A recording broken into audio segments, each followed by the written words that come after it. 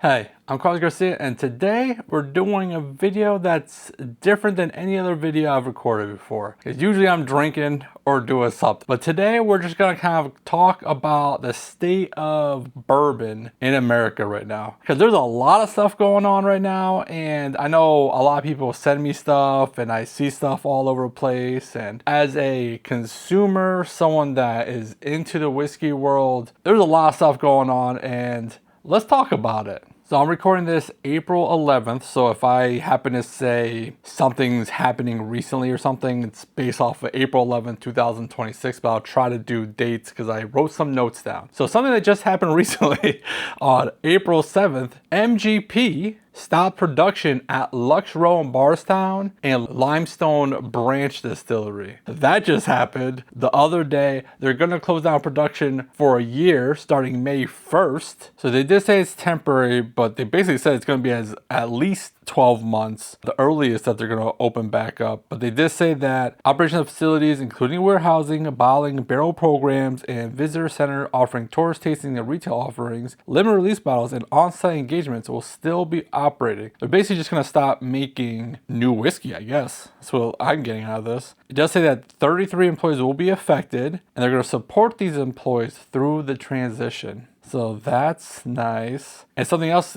involving MGP, they said in March, their contract whiskey business was cut more than half in the last year. So down 50%. I saw that in a different article. And something I did find out about MGP when I did my copper and cask pick is the barrel I picked was from MGP. And Steven at Copper and Cask was basically saying like how years ago they could never get bottles from MGP, and now MGP is calling them. So, and I've heard that from other distilleries across, the country, that there's a lot of barrels and the barrel market contract distilling has completely bottomed out or crashed. It's probably still crashing, but MGP said, and they're one of the people that contract distill for a lot of people, their contract whiskey business is down 50%, which is insane. Now, we had a couple months ago where Jim Beam stopped their production at Claremont for all of 2026. And there's kind of like different reportings on that, on the reasons why. It all comes down to a couple different reasons. Either way, part of it is decrease in demand, but there is some upgrades that they're going to do. They're managing inventory levels because, again, surplus of barrels. They did mention tariff pressures. Visitor center operations will still continue, but something that happened a couple months ago. So talking about like big distilleries that are stopping production. And then we have other kind of news. Four Roses, Four Roses selling, they were owned by Karen, which is, a big brand that owns a bunch of things. And they sold it to E&J Gallo Winery. This happened this month, April again. For $775 million. And I remember when that first story came out a couple months ago, they're trying to get $1 billion for it. So I guess they got a little bit of discount there. It's still a crazy amount of money. Four Roses, I think, is a big brand. A big brand sells, and that's kind of like right now Brown-Forman. Talk about another big brand. They own Woodford Reserve, Old Forester, Jack Daniels. They were in discussion a month or two ago with Pernod Ricard for a potential merger, and they're like another big brand like the Gallo people that bought Four Roses. And now just recently, like a couple days ago, now Sazerac is interested in purchasing or merging with Brown-Forman. That would be a crazy thing if Sazerac and Brown-Forman joined together to make this massive bourbon conglomerate. Imagine Buffalo Trace, Sazerac, Jack Daniels all together under one umbrella. That would be crazy. That's kind of like a newer thing, so we'll see kind of what's going to go on with that. So it seems Brown-Forman is still negotiating with Pernod Ricard, and I kind of just checked my notes. That started in March, which is just a month ago, and Sazerac, I guess, is jumping on these discussions as well. But Sazerac and Brown-Forman have made deals in the past. Brown-Forman sold Southern Comfort and Toca trademarks, don't know what that is, for $542.4 million. Which, that seems like a lot of money for Southern Comfort. I have to look at what the TUACA trademark is or whatever that brand is. Also Sazerac. Apparently Sazerac's doing some moves, right? So a lot of the stuff we're talking about today are kind of like negative type things, like people are selling off or stopping production. But Sazerac looks like they're moving. You know, they just expanded, or they're in the process of expanding their production at Buffalo Trace. They're talking about merging or acquiring Brown-Forman, however that all goes. And they purchased $26 million worth of debt from Garrard County Distilling. And that's that big brand new distilling company that they were basically going to do contract distilling. And obviously when I was talking about MGP losing 50% of their contract distilling, I guess wrong time to do that. But Sazerac, you know, that's something that they can get into, is contract distilling. And they have a whole brand new facility that they're looking, I think, to buy and maybe use that for their own contract distilling, because they're gonna have a lot of extra barrels too. And who doesn't want a Buffalo Trace barrel?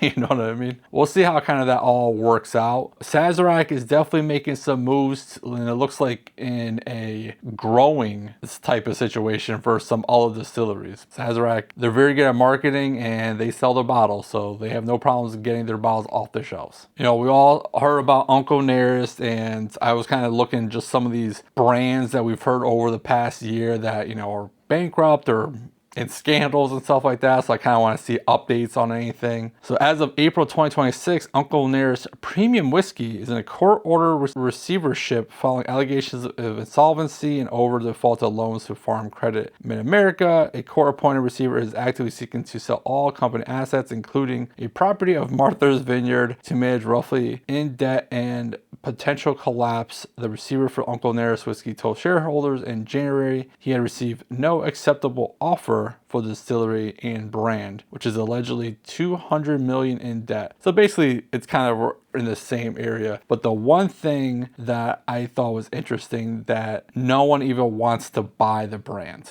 or at least no acceptable offer.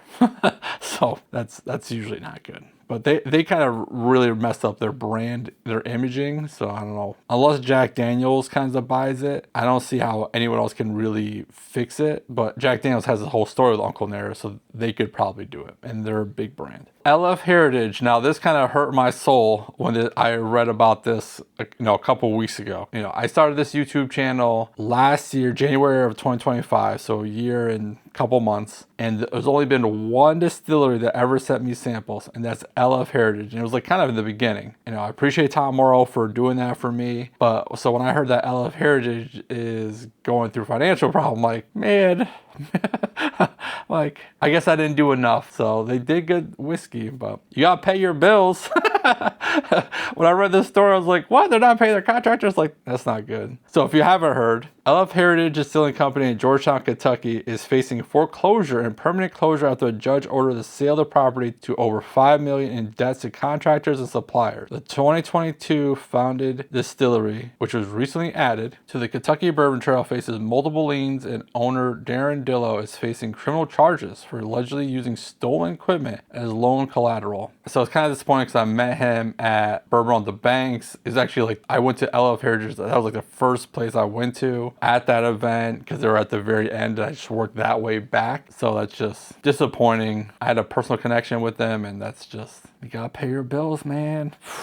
Sucks. Okay, Kentucky Owl, another one I kind of looked back into, kind of see what they're doing, because, you know, they went out of business basically. They filed for bankruptcy in late 2024, so a little bit older. But in January 2026, a motion was filed to move companies toward Chapter 7 liquidation following failed restructuring efforts. In February 2026, a Texas bankruptcy court approved a package deal for Stoli Group and Kentucky Owl, appointing Chapter 11 trustees to manage a wind-down process. A federal judge in Texas bankruptcy of Kentucky Owl said last year that the market for barrels of bourbon is so dismal that he nixed a plan to force the bank to take bourbon to pay off debt. If that's not a clear sign that the bourbon market is coming down, the judge is like, yeah, you can't use the bourbon on hand to pay off some of this debt because it's worth nothing. When I saw that, I was like, man, I gotta talk about that because that's crazy too. And Green River just fired their head distiller. So much going on. Green River Distilling has laid off its head distiller as the bourbon industry contraction continues. Aaron Harris, who has been head distiller at Green River since 2022, shared the news on his LinkedIn profile, announcing that he is now seeking a new role, open to work, and that he's launched a consultancy. And Green River laid off some people last year, and they also do a lot of contract distilling. Oh boy.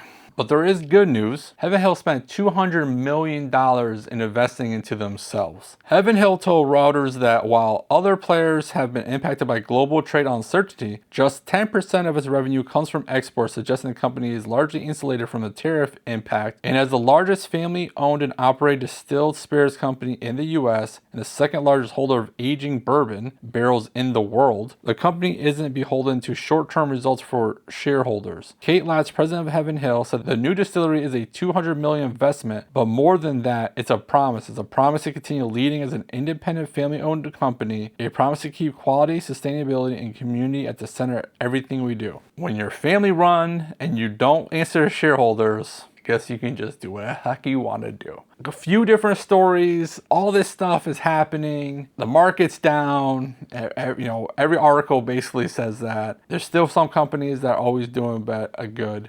For the past few years, I've been saying how the bourbon bubble reminded me a lot of like the craft beer bubble that kind of popped a few years ago. If you remember, like 10 years ago, there was a microbrewery on every corner, and then they started either getting bought out by the big brands or they would just close up shop. And that's kind of how I saw the bourbon market doing the same thing even a few years ago. Now it's starting to really show with a lot of these big news stories. So I still think more distillers are going to close down. There's going to be mergers. I'm just more surprised that the big companies are the ones that are talking merger. I would think maybe like the bigger companies would kind of eat up some of the smaller ones, in which they do, like MGP bought Penelope and some of these other things.